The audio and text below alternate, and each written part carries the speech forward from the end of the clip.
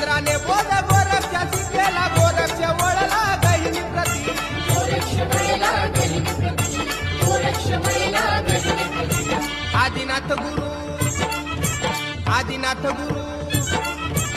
Adinath Guru Sakal Siddhanta